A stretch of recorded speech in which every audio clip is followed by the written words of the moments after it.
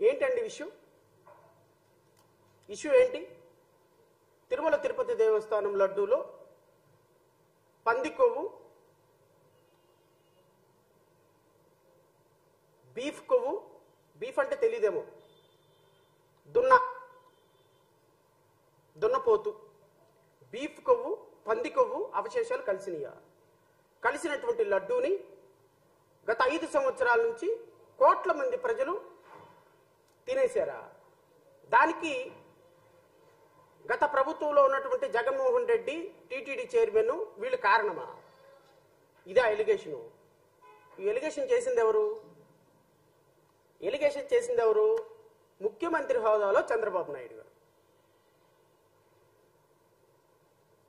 నేను చంద్రబాబు నాయుడు గారిని అడుగుతున్నా, మీరు చేసినటువంటి ఒక చిన్న ఎలిగేషన్ అని మీరు అనుకుంటున్నారు. ఈరోజు lord Venkateswara is not only god for Andhra Pradesh or India.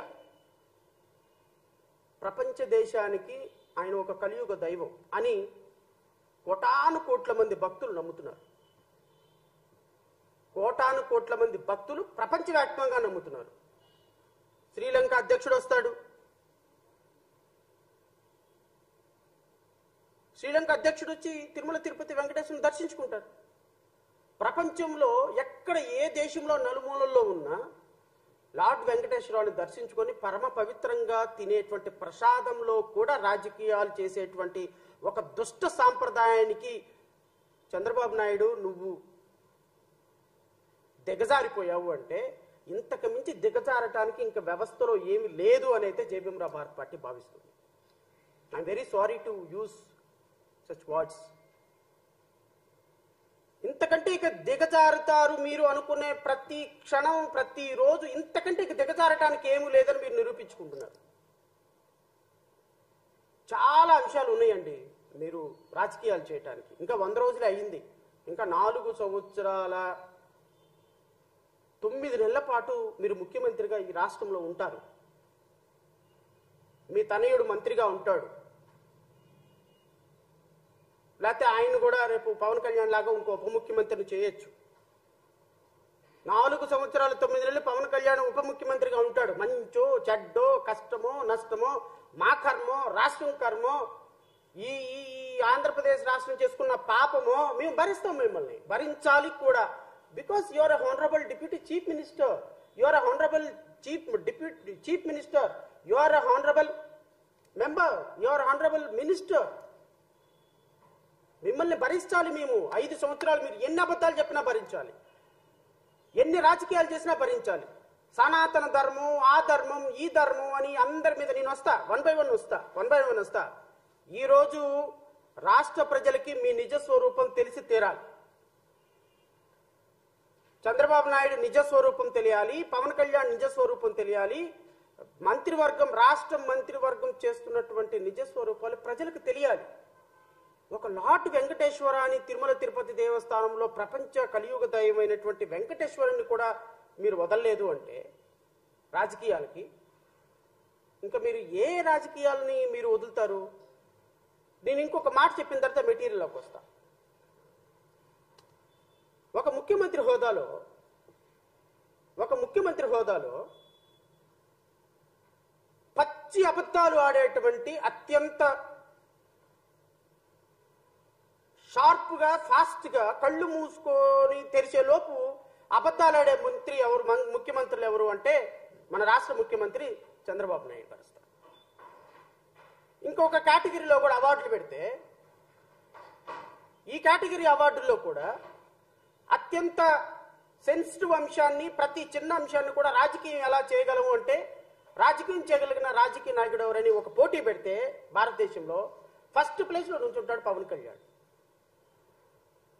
ఒక లేని థీరీని ప్రొవోక్ చేసి, ఆ థీరీకి చక్కగా బట్టలేసి మొత్తం రూపం తీసుకొచ్చి దాన్ని ఒక ఇమాజినేషన్ వరల్డ్లోకి తీసుకెళ్లగలిగినటువంటి ఒక అత్యద్భుతమైనటువంటి కల్పితమైనటువంటి వ్యవస్థను సృష్టించేటువంటి మంత్రులు ఎవరయ్యా అంటే నారా లోకేష్ వస్తారు. ఇంతకు మించి ఇంకొక ఆవిడ ఉంది. ఈ మధ్యకాలంలో పాపం ఆవిడ నేనేం అనలేకపోతున్నా, ఎందుకంటే కొన్ని సమస్యల మీద కలిసి పనిచేశాం కాబట్టి. హోమ్ మినిస్టర్ అమ్మా కొంచెం తగ్గండి, కొంచెం తగ్గండి. ఎందుకంటే మెరిసేదంతా బంగారం కాదు, గుర్తుపెట్టుకోండి. మెరిసేదంతా బంగారం కాదు. మనం గత ప్రభుత్వంలో పనిచేసిన 2 హోమ్ మినిస్టర్లు ఉన్నారు కదా, ఎక్కడున్నారు వాళ్ళు? ఎక్కడున్నారమ్మా? పక్కింటోళ్ళకి కూడా పలకరించటంల వాళ్ళని. మనం కూడా అంతే, మనం కూడా అంతే. అంతకు మించి మనం ఊరికే పావలా ఇస్తే ₹1 యాక్షన్ చేయటం వల్ల ఉపయోగం లేదు. ఈవిడ అబద్ధాలు ఎలా ఉంటాయని మీకు ఒకసారి చెప్తా.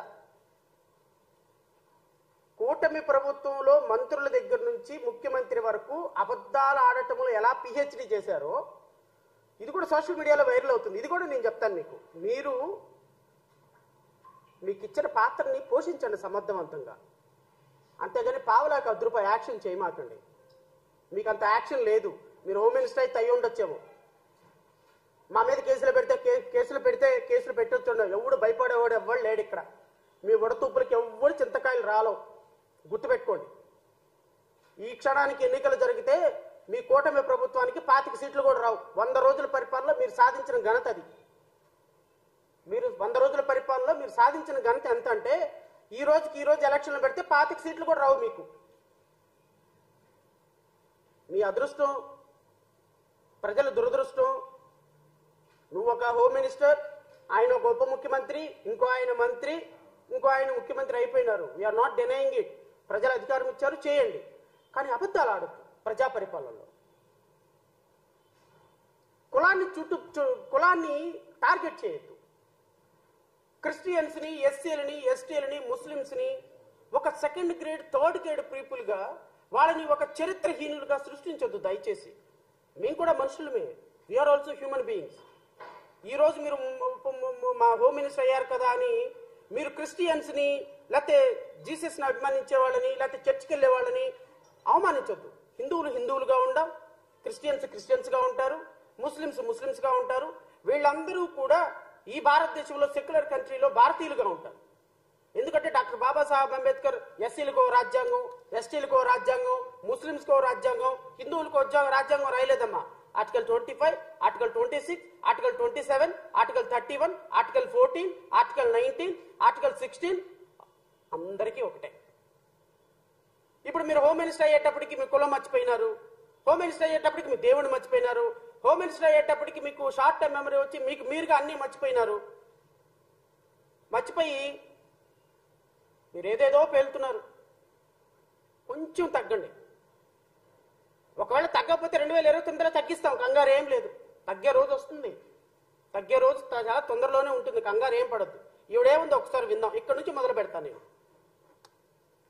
నేను ధైర్యంగా చెప్తాను, ఎస్ నేను హిందువుని, నువ్వు చెప్పగలవా? I'm very Christian. నేను ధైర్యంగా చెప్తాను, ఎస్ నేను హిందువుని, నువ్వు చెప్పగలవా? I'm very Christian. నేను మ్యారేజ్ ఇప్పటికీ కూడా నా బ్యాగ్ లో బైబిల్ ఉంటది, సేమ్ టైం నా కార్ లో బైబిల్ ఉంటది. బైబిల్ లేకుండా బయటకు వెళ్ళాను. నేను ధైర్యంగా చెప్తాను, ఎస్ నేను హిందువుని, నువ్వు చెప్పగలవా? ఎందుకమ్మా నెయ్యి కల్తీ జరిగిందా లేదా అని ఎందుకు మారిపోయింది భాష ఎందుకు మారిపోయిందమ్మా? ఒకప్పుడు క్రిస్టియన్, ఇప్పుడు హిందూ ఎందుకు అయ్యారు? హోమ్ మినిస్టర్ అయ్యారు కాబట్ట. ఒకప్పుడు చర్చికి వెళ్ళేవాళ్ళు, ఇప్పుడు చర్చికి వెళ్ళలేదు, హోమ్ మినిస్టర్ అయ్యారు కాబట్ట. అంటే ఒకప్పుడు జీసస్ నమ్మితే చర్చికి వెళితే ఇప్పుడు హోమ్ మినిస్టర్ మీకు ఇవ్వరు కాబట్ట. అది ఒక చర్చికి వెళ్ళే వాళ్ళ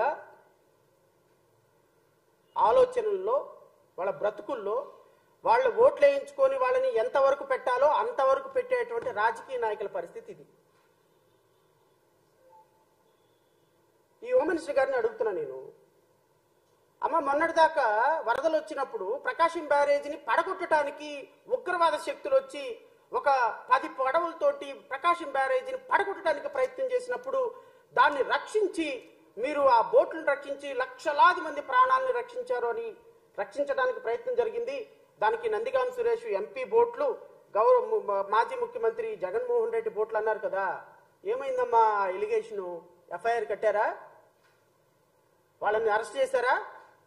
నందిగాం సురేష్ అరెస్ట్ అయి ఉన్నాడు కదా, పోలీస్ కస్టడీకి తీసుకున్నారా? నువ్వు మీ ముఖ్యమంత్రి ఇద్దరు వచ్చి ప్రకాశం బ్యారేజీని పడగొట్టి వందల లక్షల మందిని ప్రకాశం బ్యారేజీలో నుంచి వరదలతో చంపడానికి వైఎస్ఆర్ కాంగ్రెస్ పార్టీ వాళ్ళు, గత ప్రభుత్వంలో ఉన్నటువంటి ప్రభుత్వం వాళ్ళు ప్రయత్నిస్తున్నారన్నారు కదా. మీరు ఎఫ్ఐఆర్ కట్టి వాళ్ళని అరెస్ట్ చేయాలి కదమ్మా. మీరు ఏమైందమ్మా ఎలిగేషన్? ఏమైందమ్మా? ఆ ముఖ్యమంత్రి గారు ఏమైపోయినారు? ఆ మంత్రులు మాట్లాడిన మంత్రులు ఏమైపోయినారు? వాళ్ళ మీద ఎఫ్ఐఆర్ కట్టి అరెస్ట్ చేసి లోపలేసి అసలు ఆ బ్రిడ్జిని ఎవరు పగలగొట్టాలనుకున్నారు? కృష్ణమ్మ వరదల్ని ఆపడానికి, వరదలు రావడానికి కారణం ఎవరు అవ్వాలనుకున్నారు? ఏమన్నా అరెస్ట్ చేసి ఏమన్నా ప్రయత్నం చేశారా? లేకపోతే కేవలం పొలిటికల్ ఎలిగేషన్ అయినా? లడ్డూలాగా పొలిటికల్ ఎలిగేషనా? పరమ పవిత్రమైన నదిని కూడా మీరు వదలలేదు రాజకీయాలకి. 100 రోజుల్లో 164 సీట్లు వచ్చినాయి కదా, ఇంకేం కావాలమ్మా మీకు ప్రజలకి? 164 సీట్లతోటి మీకు అధికారం ఇస్తే కృష్ణమ్మను వదలటంలా, దుర్గమ్మను వదలటంలా, పైన ఉన్నటువంటి వెంకటేశ్వర స్వామిని వదలటంలా, మీ అబద్ధాలతోటి దేవుళ్ళను వదలటంలా, నదులను వదలటంలా, ప్రకృతిని వదలటంలా, ఆడపిల్లలను వదలటంలా.